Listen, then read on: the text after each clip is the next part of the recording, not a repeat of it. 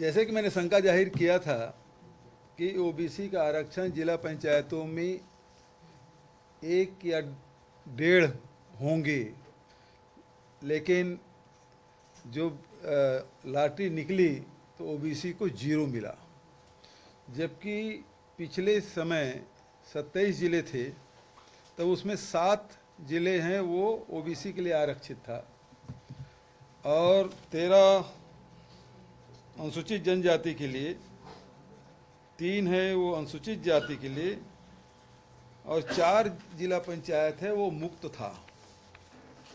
लेकिन अभी जो लॉटरी निकली उसमें ओबीसी के लिए कोई स्थान नहीं है, जबकि लगभग आधी आबादी ओबीसी की है और इतना बड़ा अन्याय ये विष्णुदेव के सुशासन में हुआ है।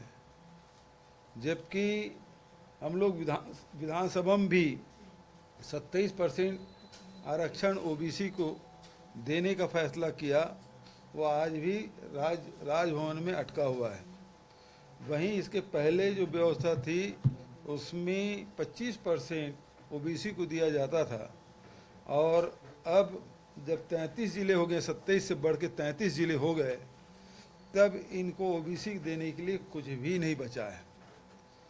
और स्थिति ये दुर्भाग्यजनक स्थिति कि आप जो अनुसूचित क्षेत्र है, जो 85 ब्लॉक हैं, उसमें ओबीसी को और एससी को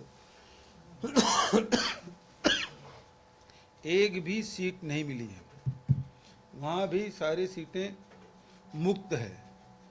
यहाँ जो बोलते सामान्य के लिए है, तो सामान्य के लिए नहीं है, वो सही उसका जो शब्द है वो मुक्त है। मुक्त में कोई भी लड़ सकता है, वो अनुसूचित जाति भी लड़ सकते हैं उस मुक्त वाली सीट में, जनजाति भी लड़ सकते हैं, महिला भी लड़ सकती हैं, पिछड़े वर्ग भी लड़ सकते हैं, सामान्य वर्ग के लोग भी लड़ सकते हैं। वो सामान्य मुक्त है, मतलब सामान्य मुक्त मतलब ये कि महिला पुरुष कोई भी, तो वो उसका अर्थ ये है। अब भारतीय जनता पार्टी मुंह छुपाने के लिए ये कह रहे हैं कि हम आधी सीट ओबीसी को देंगे, तो वो तो मुक्त है, कोई भी लड़ सकता है। क्या यदि वहाँ एससी एसटी के लिए लड़ेंगे तो आप रोक सकते हो? क्या सामान्य वर्ग के लोग लड़ेंगे तो क्या रोक सकते हो आप? नहीं रोक सकते। तो ये तो सरासर ओबीसी वर्ग के लिए अन्याय है। इतनी बड़ी आबादी के साथ कोई स्थान नहीं मिलना ये बेहद दुर्भाग्यजनक है। भारतीय जनता पार्टी का जो चेहरा है वो सामने आ गया। ये हमेशा से ओबीसी की उपेक्षा करते रहे हैं, अब वो चेहरा स्पष्ट रूप से सामने आ गया है। अब अरुण साव विधानसभा में भी जवाब नहीं दे सकते, और अरुण साव को सवाल पूछो ना तो ईडी पहुंच जाती छापा मारने, है ना। दूसरा कोई सवाल करे, कोई पत्रकार सवाल उठाए तो उसको हमेशा के लिए मुंह बंद करा दिया जाता है। तो अरुण साव से डर लगने लगा है, पता नहीं क्या करा दे। तो इसलिए अरुण साव बहुत बुद्धिमान हैं और उन्होंने ही जो 74वें संशोधन हुए थे, जिसमें 5 साल के लिए चुनाव, 5 साल के भीतर चुनाव कराना अनिवार्य है, उसका वायलेशन किसने कराया? किसने प्रस्ताव रखा विधानसभा में? और अभी तक के राज्यपाल से हस्ताक्षर क्यों नहीं करा पाए उस बिल पे? तो अरुण साव जी लोगों को गुमराह न करें। हमारे शासनकाल में तो ये तो बताया कि 27 जिले थे, जिसमें अनुसूचित जाति जनजाति के लिए 13, अनुसूचित जाति के लिए 3 और पिछड़े वर्ग के लिए 7 था। इनके शासनकाल में तो 0 हो गया, हमारे में 7 था, 27 में 7 और 33 में 0। तो धोखा कौन दे रहा है वो स्पष्ट हो रहा है।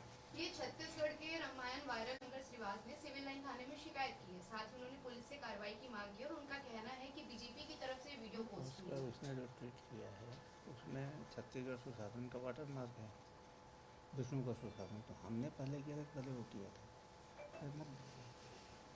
देखिए, भारतीय जनता पार्टी में अवतारी पुरुष बनने का चलन चल पड़ा है। 6 महीने पहले जब लोकसभा चुनाव था और गंगा जी में स्टीमर में जब नौका विहार कर रहे थे हमारे प्रधानमंत्री जी, तब उन्होंने पहली बार कहा कि मैं नॉन बायोलॉजिकल हूँ, मैं एक अवतारी पुरुष हूँ, मैं माँ के गर्भ से पैदा नहीं हुआ हूँ। लेकिन 6 महीने बीतते बीतते अभी 3 दिन पहले एक पॉडकास्ट में इंटरव्यू देते हुए कहा कि मैं इंसान हूँ। 400 पार के नारा लगा के जब 240 में अटके ना, तो भगवान से फिर इंसान बन गए और उन्होंने स्वीकार किया कि मुझसे भी इंसान से, मैं भी इंसान हूँ, मुझसे भी गलती हो सकती है। नोटबंदी करके गलती की, जीएसटी लागू करके गलती की, ताली थाली बजवा कर गलती की, ये उन्होंने स्वीकार किया। उन्होंने ये भी स्वीकार कर लिया कि 700 किसान की मृत्यु हो गई, शहीद हो गए, तो उस गलती को भी उन्होंने स्वीकार किया। वो स्वीकार कर लिए कि सारी संपत्ति मैं अडानी के दे रहा हूँ, ये मेरी गलती है, मैं इंसान हूँ, गलती हो जाती है। लोकसभा चलने, अरे रुक जा ना भाई, मैं तो अभी शुरू किया हूँ भाई। अब वो सुधरे तो विष्णु को सपना आ गया कि मैं भी अवतारी हूँ, और उन्होंने अवतार ले लिया, और अवतार ऐसे लिए कि रमन सिंह जी शत्रुघ्न बना दिए। ऐसे अवतार लिए, गजब के अवतारी पुरुष। ये भी अब विष्णुदेव जी को बताना चाहिए कि वो सच में अवतारी हैं, अपने माँ बाप के द्वारा पैदा नहीं हुए, उनके घर में पैदा नहीं हुए, उनकी माँ के कोख से पैदा नहीं हुए, कि वो भी अवतारी हैं, कि वो इंसान हैं। ये उसको बताना चाहिए। बचत बात की है, वो जब वो सब लोगो लगा हुआ है, उसके सारे लोग सब उसको रिट्वीट कर रहे हैं, वो सब के पास पहुंच गया। जब दांव उल्टा पड़ा तो वो दिखाने के लिए थाने में पहुंच गए।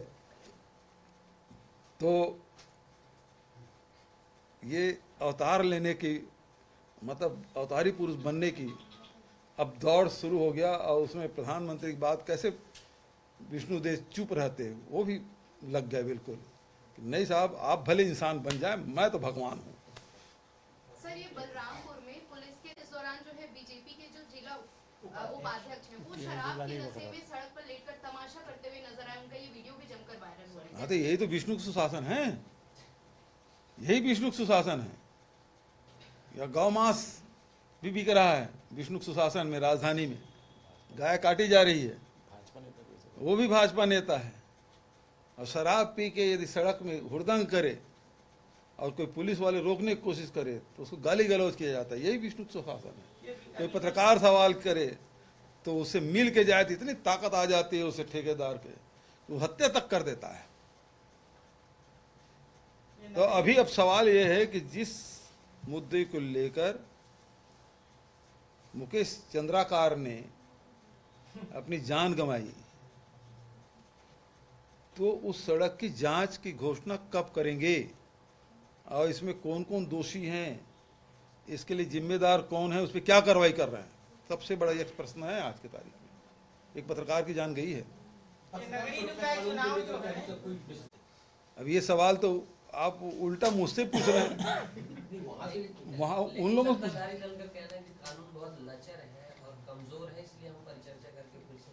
अरे लागू कर लो, उसके बाद संशोधन करना हो कर लो ना, कौन रोक रहा है। पहले लागू कर लो, उसके बाद जो संशोधन करना है, जितना कड़ा करना है वो करे, लेकिन पहले लागू तो करे। और लचर क्या है बताए, उसमें लचर क्या है? पत्रकार सुरक्षा कानून में लचर क्या है? उनका कहना था कि जैसे 5,000 रुपए के आर्थिक दंड का प्रावधान है, कोई भी जैसे विसंगति अधिकारी करता पाया जाता है, 5,000 का दंड कितना? एक अधिकारी के लिए यदि ईमानदार अधिकारी तो 5,000 बहुत बड़ी राशि है। अब वो कौन बोला है? जी चर्चा हो रही थी। नहीं मतलब कोई मंत्री बोला है कि जी वहाँ अरे नाम बताने यार। चलो सलाहकार आए थे। हाँ चलो तो वहाँ फिर कमी क्या है? छत्तीसगढ़ में सबसे ज्यादा सीमेंट का उत्पादन हो